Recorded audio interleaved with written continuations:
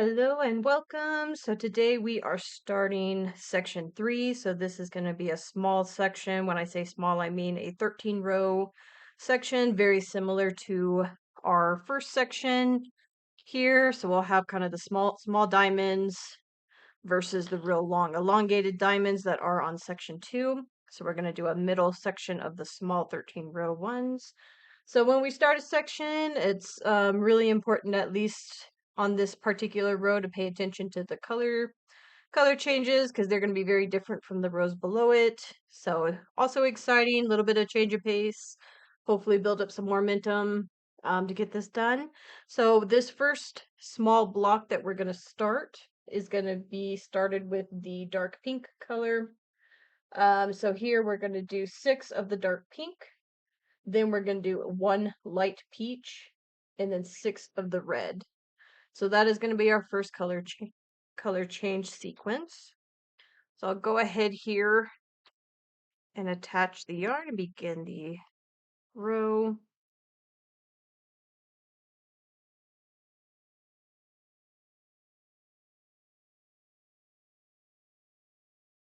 All right, so we're going to pick up this dark pink.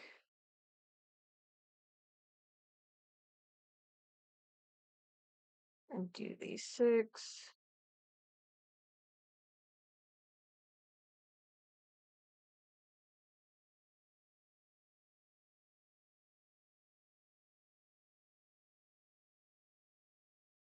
Pick up the light peach.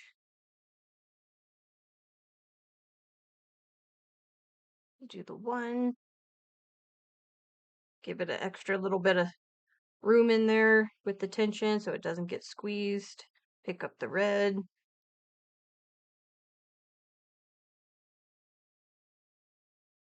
And 6 of the red.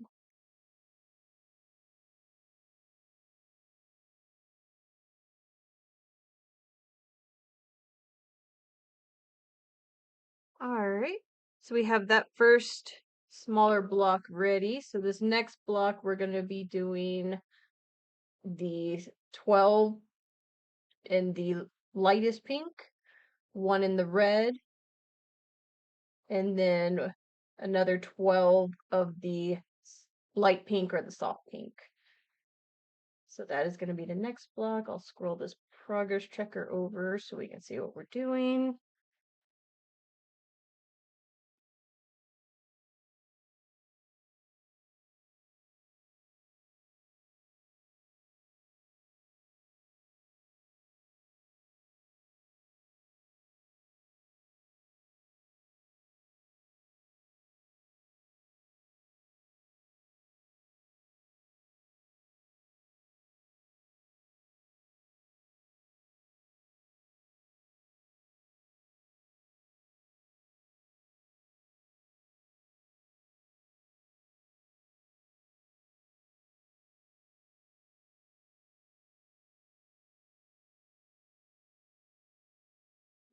Pick up the 1 single red, hide the twist. Try not to snag. There we go. We'll go back to light pink.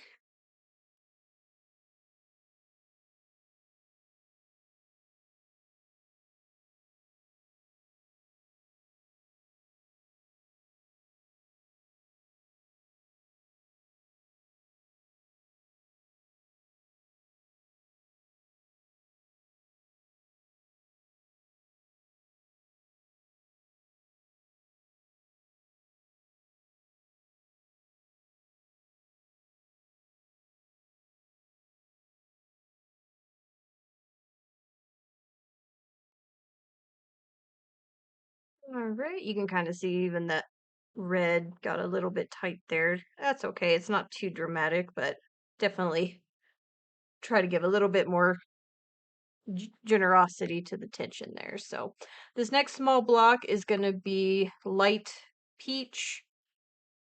So 6 of the light peach, and then one pink, 1 of the lightest pink, and then 6 of the peach. And sometimes when choosing not only colors but names of colors, it's always good to have each color start with a different letter, and sometimes you have to get creative with it, because it can be, like I said, I get tongue-tied between peach, pink, things like that, so probably, thinking about improving that would be something like we could do rose instead of pink with an R. So you have rose, peach, then you get into the, red. Do you say maroon? Just have them a little bit more distinguishable so you're not tongue-tied. And also when you're tired and reading a pattern, um, it's happened where I get black and brown mixed up.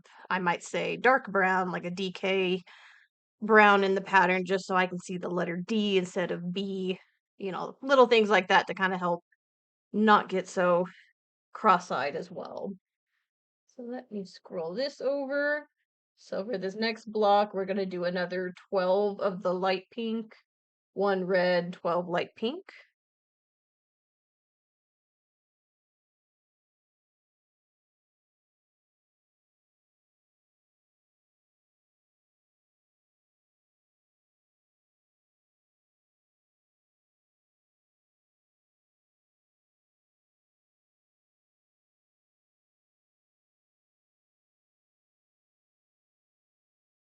And if you're good at, just saying like maybe label the colors A, B, C, D, darkest to lightest is another option. Um, some people might work well with that. My brain, I kind of need all right, I need a legend somewhere, what's A, what's B. Um, but some brains might actually work better that way if you want to label your colors, A through F or something like that. If it's easier that way. Some of my charts you can add symbols to if you're very visual, or if you have like a black and white printer where it doesn't print color, um, something like that as well. So there's different tools to kind of help not get too crazy with the color choices. Finish the light pink.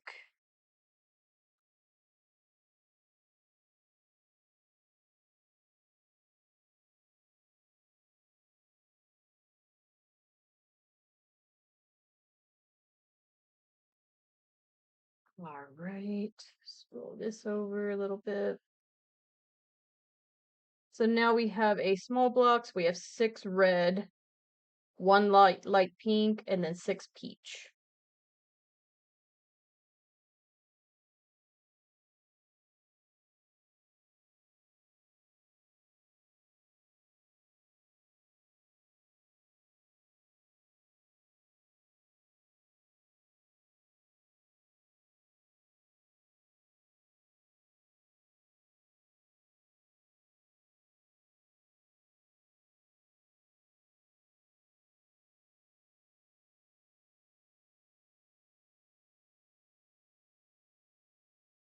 Twist.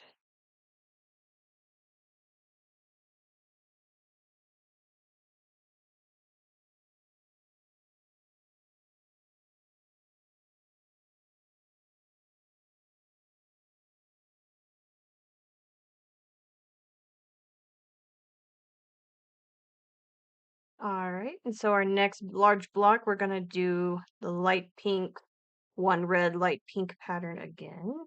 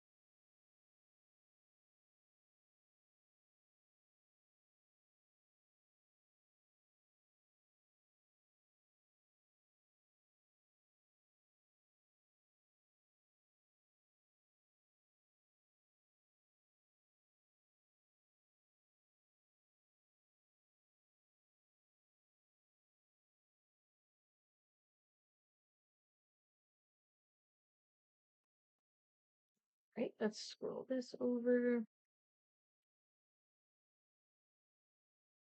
Okay, so this next small block, we're going to do 6 red, 1 light pink, and then 6 red.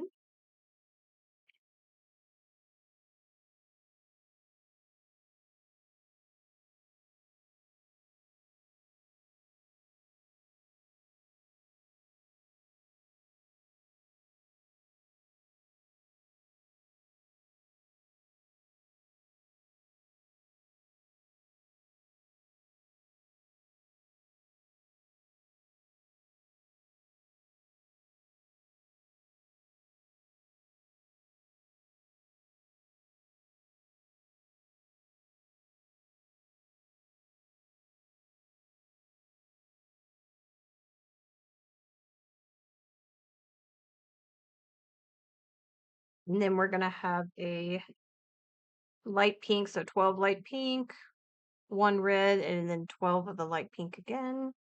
So it looks like at least the bottom half of the larger blocks are all going to be the light pink with the red in the middle. That's not to say the colors on the top of each of those blocks are going to be the same, but that'll be a little bit something to remember on this particular section, that it'll be kind of the 4 of the same larger blocks. Just something of interest. If it helps, if you're watching TV or trying to multitask somewhat. I know it's practically impossible to do that. I miss a lot of plot twists. I'm watching TV and trying to crochet.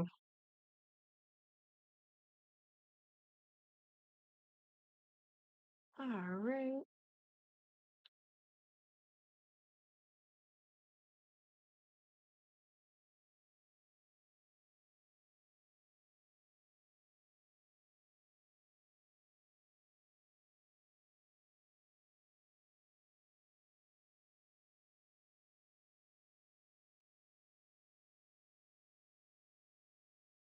So for the final small block, we're going to go back to the dark pink, 1 peach, and then the 6 dark pink.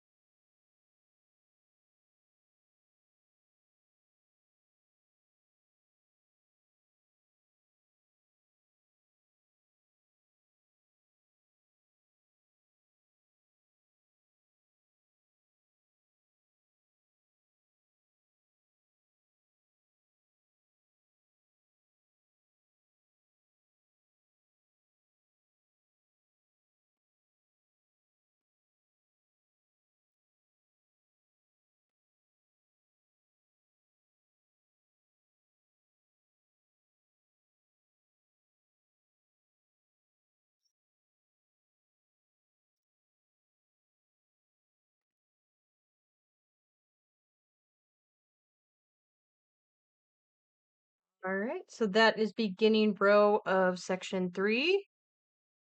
I will get the 2 more rows, so rows 40 and 41 done today, and I'll see you back here tomorrow for a continuation. See you then.